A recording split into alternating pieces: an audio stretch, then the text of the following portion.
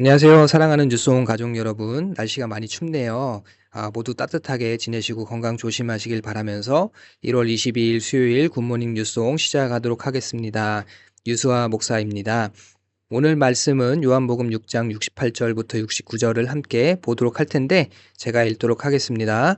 시몬 베드로가 대답하되 주여 영생의 말씀이 주께 있사오니 우리가 누구에게로 가오리이까 우리가 주는 하나님의 거룩하신 자이신 줄 믿고 알았사옵나이다.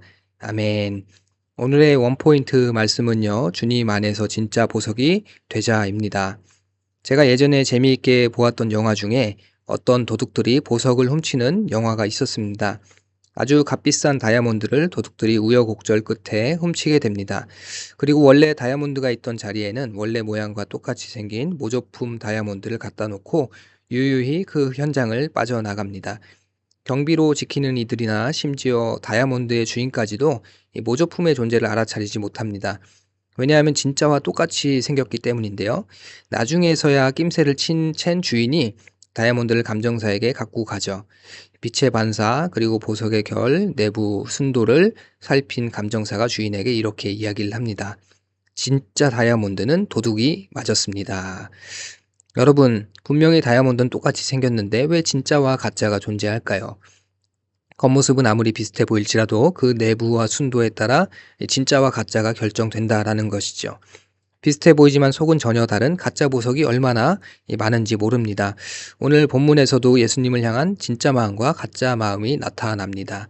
세 부류의 사람들이 등장을 하죠. 예수님을 떠나는 자, 예수를 파는 자, 예수를 끝까지 따르는 자입니다.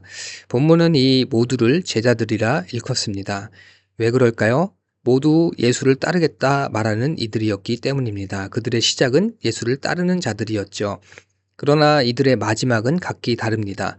어떤 이들은 예수를 배반하고 떠나지만 어떤 이들은 죽기까지 예수를 따르고 충성합니다. 본문에서 예수를 떠나는 자와 파는 자는 가룟 유다가 대표하고 있고요. 예수를 따르는 자는 베드로가 대표하고 있음이 후반부에 나타나고 있습니다. 그런데 놀라운 것은 이 둘은 모두 예수께서 나를 팔 것이다 라고 말씀하신 사람들이라는 것이죠. 둘 다 예수님의 제자였고 예수님을 따랐으며 심지어 예수님을 배반한 것도 동일하다라는 것입니다. 하지만 다른 점이 있습니다. 예수께서 너희 중 한 사람이 나를 팔리라 라고 말씀하실 때에 베드로와 유다의 반응이 극명하게 갈립니다. 유다는 자신의 배신이 드러날까 두려워합니다. 그러나 그의 중심에는 회개나 의탁하는 마음이 없었고 결국엔 예수를 팔게 되죠. 베드로는 두려움 가운데 예수를 3번이나 부인하지만 그의 연약함을 인정하고 다시 예수님께 되돌아갑니다. 무엇이 이러한 차이를 만들까요? 베드로의 고백이 그 비밀을 보여주고 있습니다. 오늘 읽었던 본문이죠. 주여 영생의 말씀이 주께 있사오니 우리가 주는 하나님의 거룩하신 자이신 줄 믿고 알았사옵나이다. 그는 영생의 말씀이 다른 이가 아닌 예수께 있음을 인정을 합니다. 그로 인하여 그는 예수께서 하나님의 거룩한 자임을 깨닫게 되고 예수와 함께 그의 삶을 끝까지 지킬 수 있게 된 것입니다. 혹시 어려우신가요? 왜냐하면 우리가 여기에서 성령이라는 퍼즐을 끼워 맞춰야 하기 때문입니다. 예수께서는 살리는 것은 영이니 육은 무익하니라. 내가 너희에게 이른 말은 영이요 생명이라 라고 말씀을 하십니다. 그리고 내 아버지께서 오게 하여 주지 아니하면 누구든지 내게 올 수 없다 라고 말씀을 하십니다. 육신의 생각으로 하나님의 뜻을 이해할 수 없고 오직 영, 성령으로만 예수님께 나아갈 수 있다라는 것입니다. 다시 말해서 이 베드로는 성령께서 초청하실 때에 그의 마음의 중심을 예수님이 주시는 영생의 말씀에 두었습니다.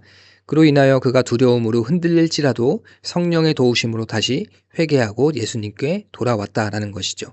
그는 예수님의 말씀을 기억하며 통곡하여 회개합니다. 그리고 다시 부활하신 예수님을 만나고 제자의 길을 걷습니다.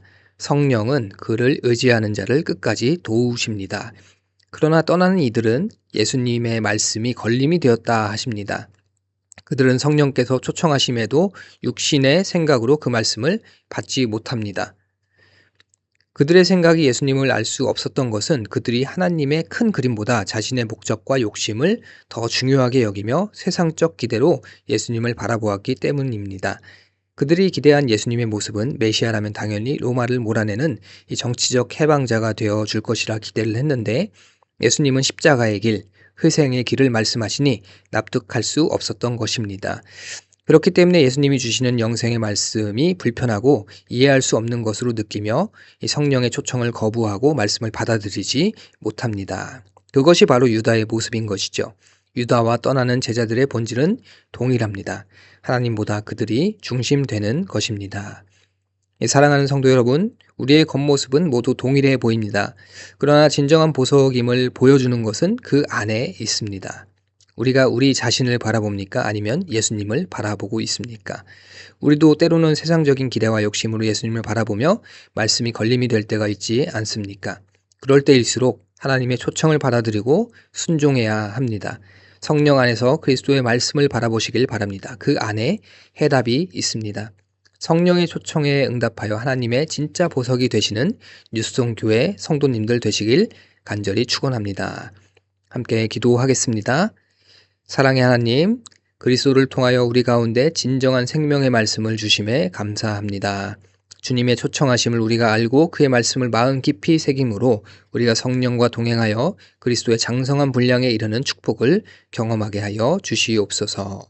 감사드리며 살아계신 예수 그리스도의 이름으로 기도드립니다. 아멘.